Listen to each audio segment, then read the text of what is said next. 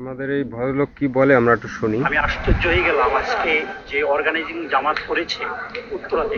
প্রথমে আমাকে প্রাথমিক চিকিৎসাটা দিয়েছে কমপ্লিটারি, সেকেন্ড ওনারা রক্ত করে একজন ডাক্তার একজন অফিসারই, তার চেক করলাম আশ্চর্য হলাম এখানে মেডিসিন ওনারা দিয়ে জামাতের কাছে না। সেটা যে দলে হোক আমাদের জনগণের পরে যদি করে থাকে, একটা কথা মনে রাখবেন, আমরা যারা অসুস্থ রোগী এদের দোয়া আল্লাহর আকাশ পর্যন্ত পৌঁছে যায়।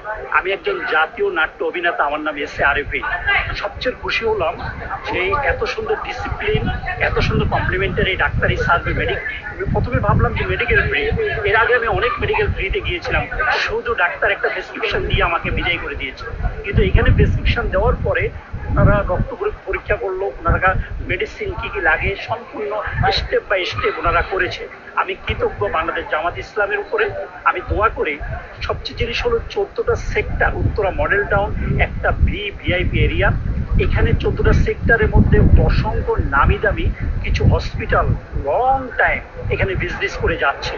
আমি দোয়া করি ওনার সার্ভিস দিয়ে ভালো, যেমন লুবানা হসপিটাল, কিসেন হসপিটাল, এরা এরা যে অনেক দামি একটা, কিন্তু ওনাদের কাছ থেকে আশা করি একদিন হোক, দুদিন হোক, এক মাস হোক, 2 বছর হোক, ওনারা যদি এরকম একটা ক্যাম্পেইন যদি করে, আমরা সেক্টরবাসী তো দোয়া করবো, পাশাপাশি আমাদের সেক্টর জামাত ইসলামের প্রতি আপনার কি আহ্বান থাকবে?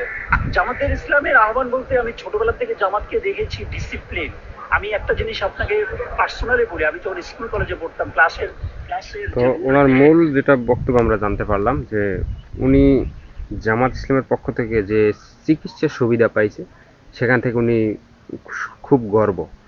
তো মূল কথা হচ্ছে মানুষের চিকিৎসা, বাসস্থান, এগুলা যদি একটা দল বা কোনো কেউ যদি সাহায্য করে, এই জায়গা থেকে অ্যাক্টিভ থাকে, তাহলে বাংলাদেশ জামাত ইসলাম খুব এই জায়গা দিয়ে অ্যাক্টিভ, যে আপনাকে চিকিৎসা খাত, তারপর বাসস্থান, ঘর, এগুলা পুরোপুরিভাবে দুর্নীতি মুক্তভাবে আপনাকে সাহায্য করবে আপনার।